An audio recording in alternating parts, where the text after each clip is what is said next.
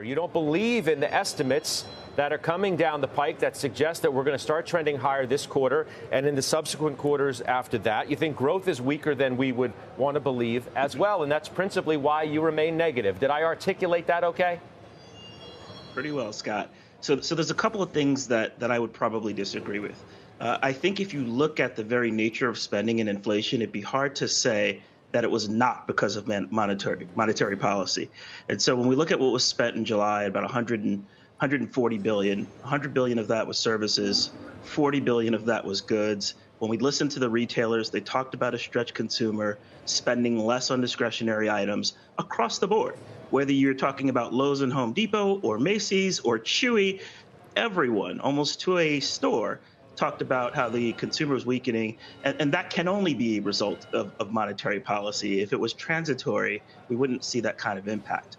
But where that leaves us with that 100 billion of spending on services is we know that services spending and inflation in those areas are driven by wage growth.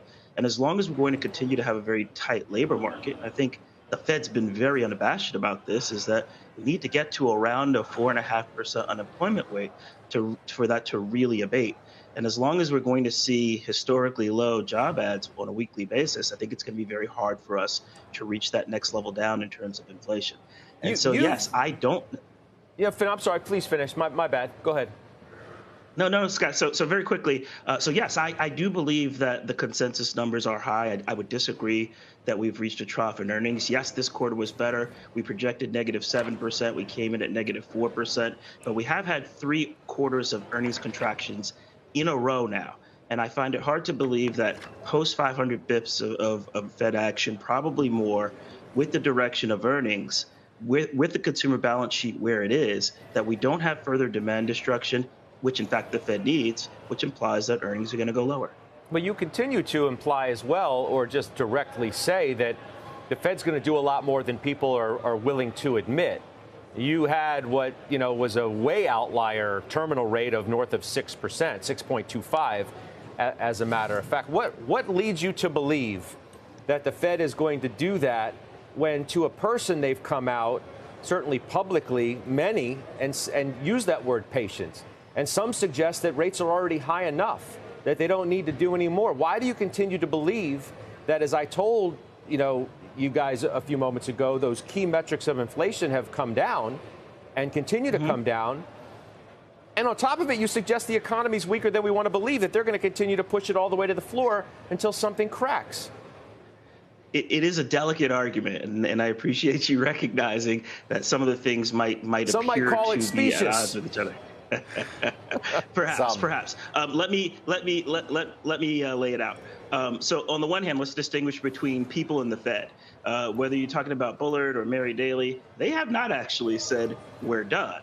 And they may have said, yes, we're going to wait and see and take that approach, but they haven't said that we're done. And I doubt that they are, because at the end of the day, what we see is that we've reached a certain point that we've kind of plateaued at. I mean, the inflation numbers have ticked back up, and yes, some of that is probably base effect, but what we've seen is that just about every category has been growing 20 to 30 basis points or north of that for the last 6 or 7 months. And so while we're continuing to grow that way, go ahead. No, Greg, but 20 to 30 basis points a month obviously annualizes out to call it 2.5%, 3% or so inflation. That is obviously meaningfully less than the 7, the 8, the 9% inflation that we've had. And we can quibble about how much more the Fed has to do to get down there. And that's a worthwhile discussion. But I guess the question becomes, is your argument for meaningfully lower stock prices and less earnings expectations based on the extra, call it 2 or 3 Fed rate hikes that'll be necessary to wring that last inflation out of the system? No, it's based on the combination of the fact that we haven't seen the full impact of the 500 basis points that they've already done, as well as the fact that I think that they'll do more. Whether I think they need to do more or not is a separate argument, but I do think that they believe that they need to do more, and I believe that they will. Yeah, I mean, I would add, listen, Greg mentioned earlier about how this is the inflation that's come down is definitely a result of the Federal Reserve. Again, we're going to leave that conversation for another day because it's super boring and we're going to lose the audience. What I will say as a pushback on the retailer comment is I'll just point to Visa and MasterCard, 2 companies that reported not that long ago and had more or less nothing but extremely positive things to say about the consumer. There's obviously issues. You heard it from Walmart and a couple of other retailers about the 100,000 plus income earner who's now increasingly shopping at Walmart, et cetera, and we know there are issues with Basket. But if Visa, who touches everybody in every sector, is telling me that they're not seeing a meaningful change in consumer behavior, I'm going to lean on them and think that for now, actually, things look pretty good. Let me point out an even broader measure. If we take a look at the Fed, I think it's the St. Louis Fed, publishes the delinquency rates across all credit cards, which would be even broader than Visa and MasterCard, for quarterly. And in this quarter, we're almost double the delinquency rate that we were at 3 quarters ago.